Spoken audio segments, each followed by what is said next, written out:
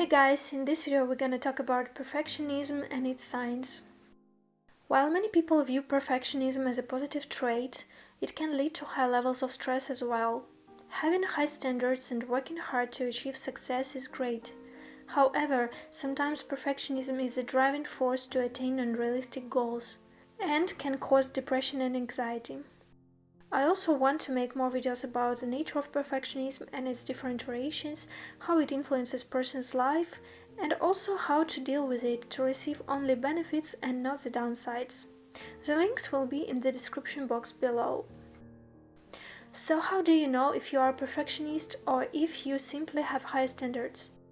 Having some of the signs doesn't mean you are a perfectionist. However, if you see yourself in several of these characteristics I'm gonna talk about, you might be a perfectionist.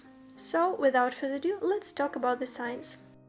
First one, procrastination. Perfectionists will sometimes worry so much about doing something perfectly that they become unproductive and fail to do anything at all. They freeze. They think about failure over and over again. So they procrastinate or completely avoid situations where they think they might not do the perfect job. Next one, you become depressed when you don't achieve your goals.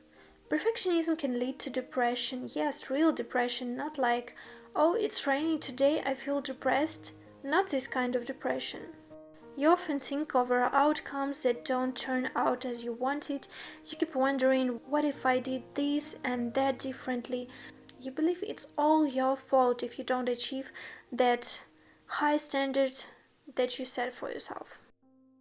Another one, success is never enough. Whatever you do, there's always a greater height to aim for. Oftentimes, you're just not happy if you don't go for bigger goals. You always keep wanting more. You're never satisfied, never grateful for what you have. It's super hard for you to delegate. You can't trust others to do a task correctly, so you rarely delegate. Others may see you as a control freak, but you see your actions as just wanting to get the job done right. And you don't feel anyone can do it better than you. You have a very specific manner in which things should be done. You often find it very hard to find the right people to work with. You have very high standards for others. Another one, you never feel good enough. Dr. Hewitt uses this example of a college student, one of his patients. The student wanted to get an A+ in a particular course, so he studied hard and reached his goal. However, he became even more depressed and suicidal than he was before. He told the doctor that the A+ was just a demonstration of how much of a failure he was. The student insisted that if he were perfect, he wouldn't have had to work so hard to get that mark in the first place. You don't allow yourself any mistakes. It is healthy to allow yourself mistakes. An extreme perfectionist doesn't forgive himself. Instead of viewing it as a learning process and grow from the experiences, you criticize yourself and think over and over about how you could have done it differently. You feel stupid and may even lose all productivity for some time. You tend to fixate on something you messed up. You may have done something right, but still you choose to focus on the one mistake you made. Fear of failure. Because perfectionists place so much stock in results and become so disappointed by anything less than perfection, failure becomes a very scary thing. While some people tend to make the way to their goals with a desire to achieve them and are happy with any steps made in the right direction, perfectionists want to reach their goals because of the fear of not reaching them and see anything less as a failure. They are being always too hard on themselves. Things are never done on time and it takes you forever to finish your projects. Since perfection is hard to reach, if possible at all, the pursuit of it is never complete, and neither are your projects. You have trouble completing a project because you think there is always room for improvement and perfection. The what-ifs and fear of bad results preoccupies you. You are afraid to share your ideas, projects with others.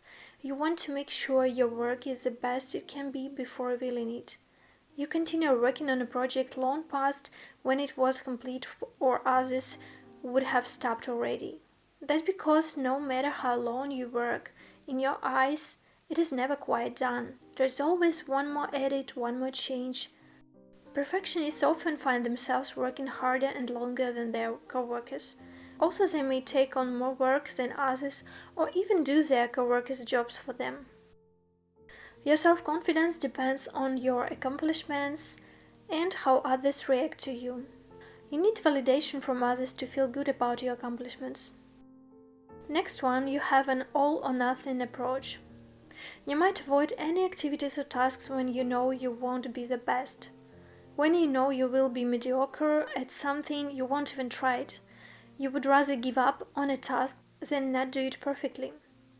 You don't want others to see you not doing things perfectly. You don't want others to see you fail. As we know, perfectionists are too afraid of failures and mistakes. You become defensive if anyone points out any errors or makes any criticism about your work. You might overreact by crying, yelling, screaming, or making excuses for your mistakes. You get sick a lot. Perfectionists put an unreal amount of stress on themselves in an effort to live up to their high standards, and that constant stress makes them sick. Stress is linked in many studies to heart disease, a low immune system, a high risk of cancer and diabetes, weight gain, and shorter lifespan overall. You binge on junk food.